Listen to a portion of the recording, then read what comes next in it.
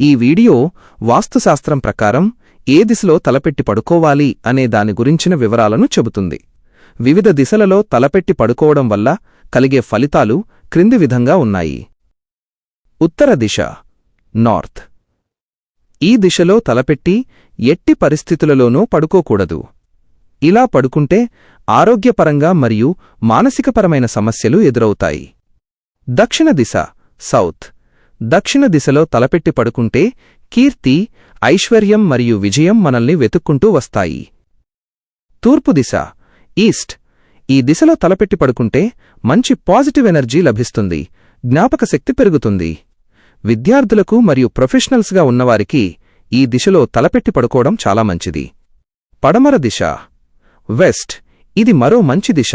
ఈ దిశలో తలపెట్టి పడుకుంటే కీర్తి, ప్రభావం, ధనవంతులు కావడానికి తగిన అవకాశాలు మరియు మంచి ఎనర్జీ లభిస్తాయి.